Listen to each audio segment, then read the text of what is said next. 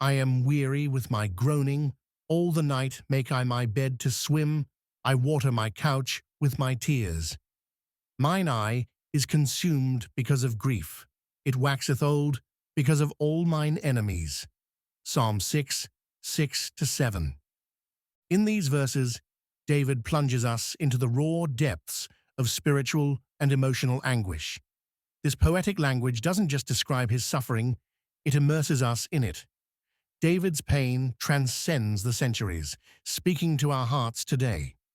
David employs vivid poetic hyperbole to convey the intensity of his distress. I make my bed to swim, and I water my couch with my tears aren't meant as literal descriptions, but as powerful images that communicate overwhelming sorrow. The Hebrew text suggests continuous, unrelenting weeping, not occasional tears, but profound, sustained grief. This passage reveals an important truth. Genuine faith doesn't eliminate emotional suffering. David, the man after God's own heart, experiences deep anguish. His example shatters the misconception that true believers shouldn't ever experience depression or emotional pain. David's transparency validates our struggles and gives us permission to acknowledge our own suffering. The physical toll of David's grief appears in verse 7. His eyes are consumed and waxeth old from weeping. The Hebrew word for consumed suggests deterioration or wasting away. Prolonged distress affects not just our emotions, but also our physical bodies. Modern medicine confirms this connection between emotional suffering and physical health that Scripture recognized thousands of years ago. David identifies his enemies as the source of his grief. While we don't know the specific historical context, we recognize the universal experience of opposition. For believers today, our enemies might include those who persecute us for our faith, spiritual forces that war against our souls, or even our own sinful nature that resists God's work. What makes this psalm so powerful is its honesty. David doesn't sanitize his experience or present a superficial spirituality. He brings his raw emotions before God without pretense.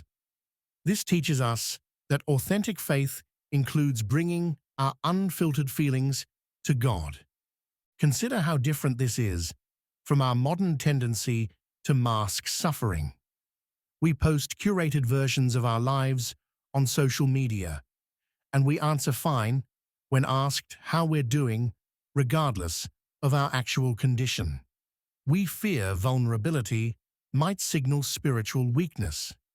David's example corrects this misunderstanding. The Apostle Paul affirms this principle in 2 Corinthians 1:8-9. For we would not, brethren, have you ignorant of our trouble, which came to us in Asia, that we were pressed out of measure, above strength, insomuch that we despaired even of life. But we had the sentence of death in ourselves, that we should not trust in ourselves, but in God, which raiseth the dead. Paul, like David, acknowledges overwhelming distress. Both men show that spiritual maturity isn't measured by an absence of suffering, but by where we turn in our suffering. David's lament also foreshadows the suffering of Christ. Jesus experienced profound grief. In Gethsemane, his soul was exceeding sorrowful even unto death. Matthew 26:38. Our Savior understands our sorrows because he experienced them himself. For believers facing seasons of intense grief, these verses offer several practical applications. First, acknowledge your pain with honesty before God. Don't suppress or minimize your suffering. The Bible teaches us to bring our authentic emotions to God in prayer. Second, recognize that emotional distress doesn't show spiritual failure. David's example reveals that even the most faithful can experience seasons of overwhelming grief. Third, Remember that tears serve a purpose in God's plan. Psalm 56 verse 8 tells us God keeps our tears in his bottle. No suffering is wasted when offered to him.